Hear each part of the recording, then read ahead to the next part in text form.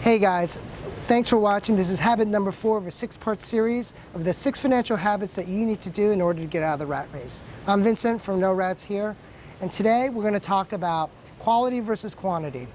And before we do that, please consider hitting that like button as well as that subscribe. It really does mean a lot to me.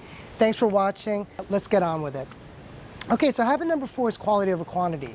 And this is a habit that I learned actually from just my own kind of way that I was brought up as a child, but also was validated in this book by Thomas Stanley called The Millionaire Next Door. And what that means is, what I learned is a lot of millionaires have this habit imbued that they don't really like to go about wasting things. And they always typically buy very good quality things.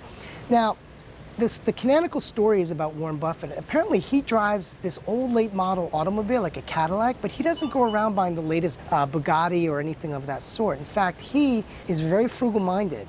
Because we, as millionaires, know if you buy something once and use it for a period of time, amortization is the concept that gets put in everybody's mind. The cost at the marginal level is what people think about as millionaires, right?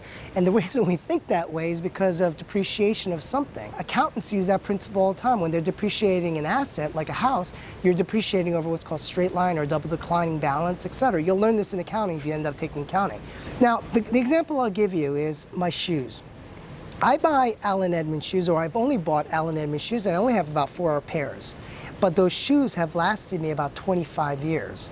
And the reason I did that was Allen Edmonds shoes are great. They are just well made, they're thoughtfully made, and they're just durable as any shoe that I've ever seen.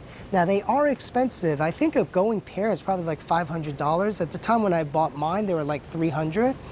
But having been in New York, you walk around a lot. I was always walking from Grand Central Terminal to some area near Midtown or something like that. And I chose to walk sometimes during cold weather because it was much cheaper. I didn't want to take the subway, and it was a nice walk. But that also does some wear and tear on your soles. So what a lot of millionaires do is, rather than throw away your shoes, right, and buying cheap pairs, what they do is they resole them. And that's what I did. In fact, I sent my shoes back to Allen Edmonds, and they came back, and these shoes looked exactly like I bought them. And that is something that I think a lot of millionaires try to do when they think about that. They don't want to wear anything out. They will wear things out until it can't be utilized anymore. Same with your automobile. You know, these automobile manufacturers want you to be into the next car, and that's why they developed this concept of leasing, right? So you depreciate the amount, you kind of just like getting something for a period of time, and then you buy a new one, or you get a new one. Well, if you add up that amount, you end up with nothing. We have a car that we've had for 35 years. Runs great. Now, it's got some little bit of body damage, but if you take care of it, it's actually done very well. Now, there's certain things we have had to replace, but when I've calculated the amount of money that we've actually put into the car, it's turned out to be far less than if we had bought a new car. And that car is still ours. We own it.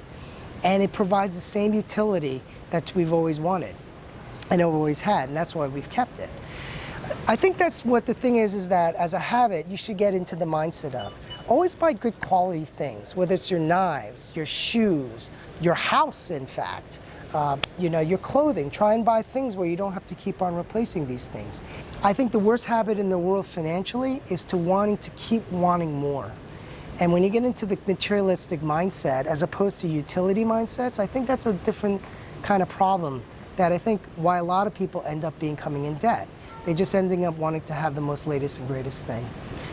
So keep that in mind, buy quality over quantity, and just keep on with that financial journey and keep on plugging away.